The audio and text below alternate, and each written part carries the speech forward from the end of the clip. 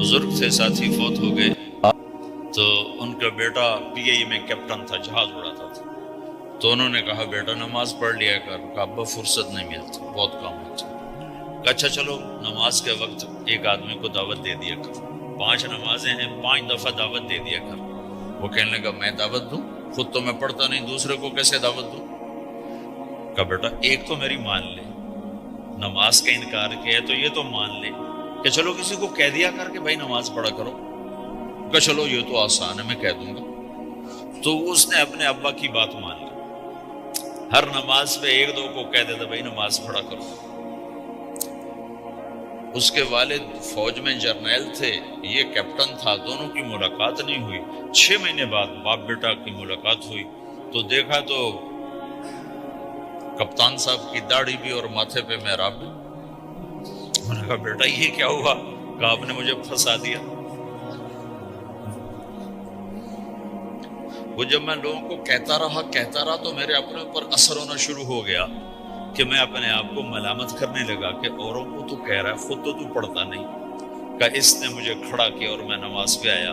پھر ایک دن شیو کرنے لگا، شیشے میں کھڑا دیکھ رہا تھا تو میں نے کہا جب اللہ کو سجدہ کر رہا ہوں تو چہرے پہ نبی کی سنت بھی ہونی چاہیے. تو میں نے سیفٹی بھی پھینک دی، میں داڑھی بھی رکھ لی.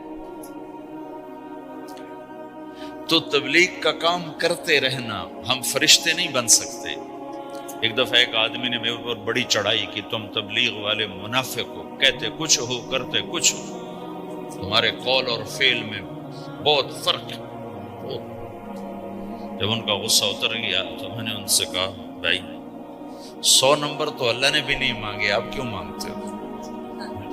اللہ نے کہا ہے فمن ثقلت موازینہ، جس کی نیکیاں بڑھ جائیں گی، گناہ تھوڑے ہوں گے تو پاس کر دوں گی.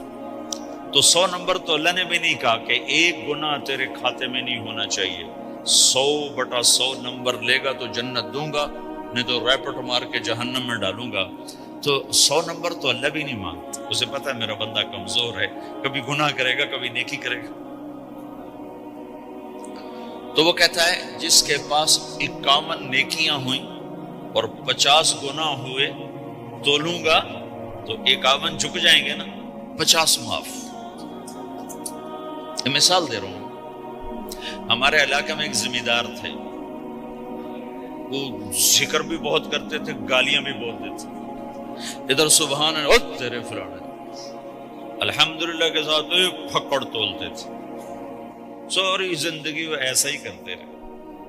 جب وہ فوت ہو گئے تو کسی نے ان کو دیکھا تو انہوں نے پوچھا کہ میاں صاحب آپ کے ساتھ کیا ہوا؟ آپ تو گالیاں بہت دیتے تھے.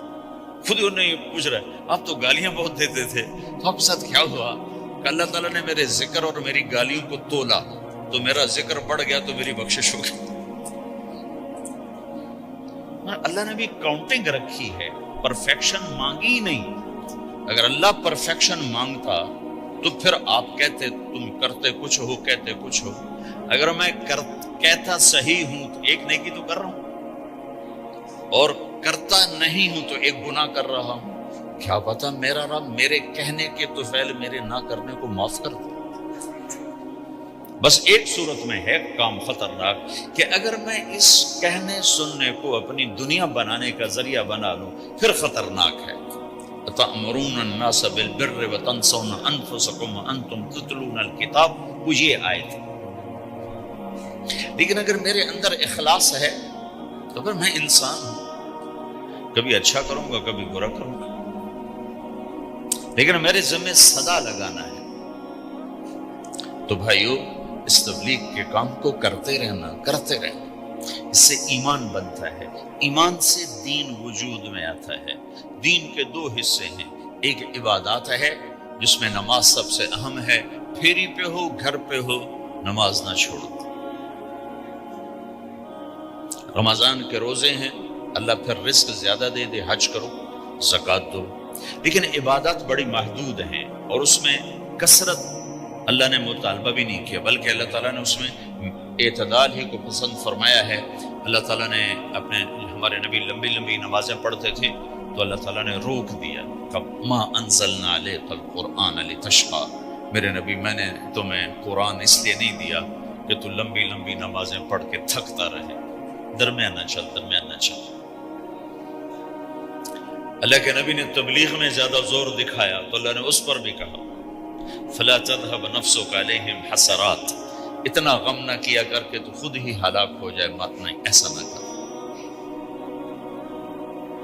تو عبادات محدود ہیں اور اس میں اعتدال مطلوب ہے۔ سارا دن مصلی پہ بیٹھنا یہ اللہ نہیں دیکھنا چاہتا، اللہ یہ دیکھنا چاہتا ہے کہ تو باہر جاتا کہ میں دیکھوں کہ اب تو کیا کرتا ہے۔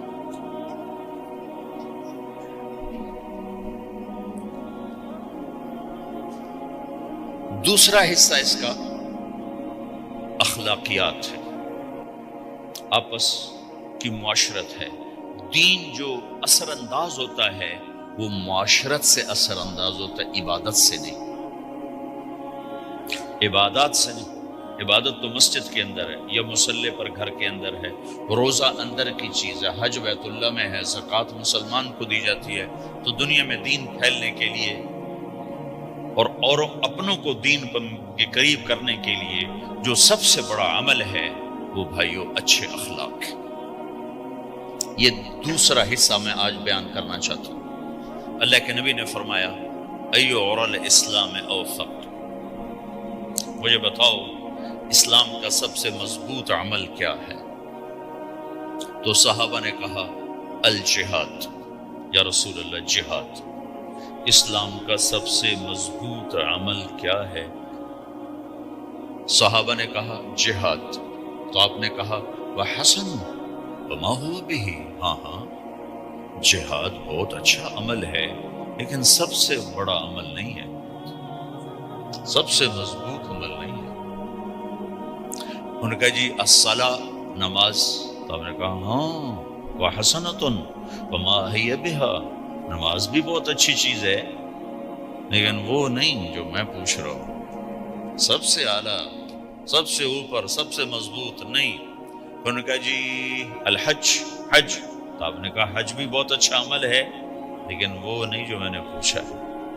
پھر صحابہ نے کہا جی روزہ، آپ کا روزہ بھی بہت اچھا ہے لیکن وہ نہیں جو میں نے پوچھا ہے۔ تو پھر صحابہ نے کہا یا رسول اللہ پھر آپ ہی بتائیں، ہمیں تو نہیں پتا۔ تو ہمارے نبی عبادات سے اوپر لا رہے ہیں، اپنے ساتھیوں کو عبادات پہ قائم کر دیا۔ ہر آدمی نمازی بن چکا ہے، ہر آدمی روزے دار بن چکا ہے، ہر آدمی مالدار زکوٰۃ دینے والا بن چکا ہے، اور ہر آدمی حج کا جذبہ پیدا کر چکا ہے۔ اب آپ ان کو اخلاق پہ لانا چاہتے ہیں، چونکہ اسلام کی تکمیل اخلاق سے ہے۔ اسلام کو تشبیہ دی گئی ہے گھر کے ساتھ، بنی الاسلام علی خمس، تو بنیا کا لفظ عمارت پر بولا جاتا ہے۔ تو اسلام کی بنیاد میں ہے کلمہ، نماز، روزہ، حج، زکوٰۃ۔ اگر اس مسجد کی بنیادیں بھر دی جائیں تو اس کو مسجد تو نہیں کہیں گے نا۔ ہاں جی بنیادیں ڈال دی ہیں، چھت ڈالنی ہے، جب چھت پڑے گی تو پھر یہ مسجد پھیلائے گی۔ تو اسلام کی بنیاد قائم ہو چکی تھی، اب آپ چھت ڈالنا چاہتے تھے۔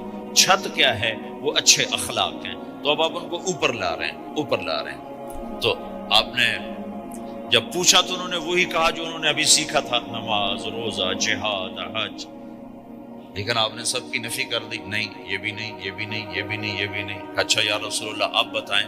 تو آپ نے فرمایا ان اوثق عرى الاسلام الحب للہ والبغض للہ، اسلام کا سب سے مضبوط عمل وہ آپس میں اللہ کے لیے محبت کرنا ہے۔ اسلام کا سب سے مضبوط عمل وہ آپس میں اللہ کے لیے محبت کرنا ہے۔ اسلام کا سب سے مضبوط عمل وہ محبت ہے، اللہ کے لیے بغض ہے، اللہ کے لیے محبت ہے، یہ اسلام کا سب سے مضبوط عمل ہے۔ تو بھائیو یہ چھوٹا سا معاشرہ اسلامی بن جائے، اس کے لیے بنیاد میں نے پہلے بتا دی، اب چھت بتا رہا ہوں، وہ ہیں اچھے اخلاق۔ اللہ تعالیٰ نے جب ہمارے نبی نے نماز لمبی پڑھی تو اللہ نے کہا درمیانی پڑھو، میں نے ابھی بتایا۔ تبلیغ میں دکھ زیادہ جھیلا تو اللہ نے کہا درمیانہ چلو، لیکن جب اللہ کے نبی نے اخلاق بلند کیے، اخلاق، تو اس پر بھی اللہ تعالیٰ فرماتا میرے نبی ذرا اتنا نرم نہ ہو، تھوڑا سا سختی دکھا، آنکھیں دکھا، تھوڑا شوشاں کر. تو میرے رب نے کیا کہا؟ واہ، میرے رب نے آپ کے اخلاق کی جیسی تعریف کی ہے، آپ کے کسی عمل کی ایسی تعریف نہیں کی. نماز کو کہا معتدل، اعتدال، دعوت کو کہا اعتدال، اور اخلاق کو کیا کہا؟ انک لعلی خلق عظیم. اور اس کو طاقت پہنچائی قسم اٹھا کے، نون، پھر قسم اٹھائی قلم کی جو علم کا ذریعہ ہے، والقلم وما یسطرون، مجھے قسم ہے قلم اور اس کی تحریر کی. ما انت بنعمت ربک بمجنون وان لک لاجرا غیر ممنون. ان دو آیتوں کو چھوڑ کر اگلی جو آیت آ رہی، وانک لعلی خلق عظیم، اے میرے محبوب میں قسم اٹھاتا ہوں قلم اور اس کی تحریر کی، تیرے اخلاق بڑے عالی شان. یہ نہیں کہا تیرے اخلاق بڑے عالی ہیں. انک لعلی، علا، علا کا یہاں بہت عظیم الشان کردار ہے. علا یہ بتا رہا ہے کہ اے میرے نبی جتنے اخلاق تصور کیے جا سکتے ہیں وہ سب تیرے تابع ہو چکے ہیں، اور تو ان پہ سوار ہو چکا ہے، تو ان پہ چھا چکا ہے. علا چھا جانے کے لیے ہوتا ہے کہ تمام اخلاق تیرے غلام ہو چکے ہیں. ایک دفعہ آپ نے فرمایا اچھے اخلاق 360 قسم، 360 قسم، 360 صفات کا مجموعہ اچھے اخلاق. کوئی ایک صفت کسی کو مل گئی تو جنت میں چلا جائے گا. تو ابو بکر رضی اللہ عنہ سامنے بیٹھے تھے، کہنے گے یا رسول اللہ افی منہا شیء، ان 360 میں کوئی میرے اندر بھی کچھ ہے؟ تو آپ نے کہا تیرے اندر سارے کا سارا، کوئی کمی کوئی دور ہے. یہ آپ نے اور کسی کو نہیں کہا، صرف آپ نے یہ ابو بکر سے فرمایا کہ ابو بکر تیرے اندر پورے اخلاق 360. تو بھائیو، آپس کی محبت اور اچھے اخلاق یہ اسلام کا سب سے چوٹی کا سبق، سب سے اعلیٰ درجے کا سبق. اب ایک حدیث میں جو حدیث جبریل کہلاتی ہے، وہ انسانی شکل میں آ کر پوچھتے ہیں یا رسول اللہ اسلام کیا ہے؟ تو آپ کہتے ہیں کلمہ، نماز، روزہ، حج، زکوٰۃ، یہ اسلام. یہی سوال اب آخری حج کا موقع آ چکا ہے، اب اسلام 9 سال آگے، 10 سال آگے جا چکا ہے اور اس کی شکل مکمل ہو چکی ہے. تو عمر بن عبسہ رضی اللہ تعالیٰ عنہ یہ آخری حج کے موقع پر آپ سے ملتے ہیں اور آ کر یا آپ سے پوچھتے ہیں یا رسول اللہ مل اسلام. سوال ایک ہے، مل اسلام. شروع میں مدینے کے داخلے کے شروع میں جبریل انسانی شکل میں آتے ہیں اور کہتے ہیں مل اسلام، اسلام کیا ہے؟ تو آپ کہتے ہیں کلمہ، نماز، روزہ، حج، زکوٰۃ. اب یہی سوال 10 سال کے بعد یا 9 سال کے بعد عمر بن عبسہ کہتے ہیں یا رسول اللہ مل اسلام، اسلام کیا ہے؟ تو اب جواب سنو. آپ نے فرمایا اطعام الطعام وطیب الکلام، میٹھا بول بولنا اور کھانا کھلانا. کسی سے میٹھا بول بولنا کتنا عظیم ہے میرے نبی کی، میرے اللہ کی بارگاہ میں، کہ آپ نے فرمایا ابتسامک فی وجہ اخیک صدقہ. تو اگر کسی مسلمان کو ہنس کے مل لے تو یہ بھی تیرے لیے صدقے کا ثواب، صدقہ لکھا جائے گا. جبریل کہتے ہیں یا رسول اللہ مل ایمان، ایمان کیا ہے؟ تو آپ فرماتے ہیں اللہ کو ماننا، فرشتوں کو ماننا، نبیوں کو ماننا، کتابوں کو ماننا، تقدیر کو ماننا، موت کے بعد کی زندگی کا اقرار کرنا. ان تؤمن باللہ وملائکتہ وکتبہ ورسلہ وبالبعث بعد الموت، یہ ہے ابتدائی جواب. اب یہی سوال عمر بن عبسہ کرتے ہیں 9 سال کے بعد یا رسول اللہ مل ایمان، ایمان کیا ہے؟ تو آپ نے فرمایا الصبر والسماحہ، صبر کرنا، معاف کرنا. سوال ایک ہے، جواب 2 ہیں. کیوں؟ کہ جگہ اور نوعیت بدل چکی ہے.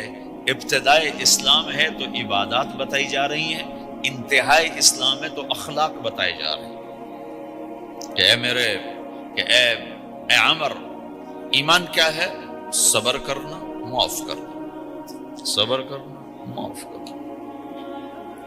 تو بھائیو جو ہمارا معاشرہ بنے گا اسلامی، گھر میں باہر، وہ بنے گا اچھا۔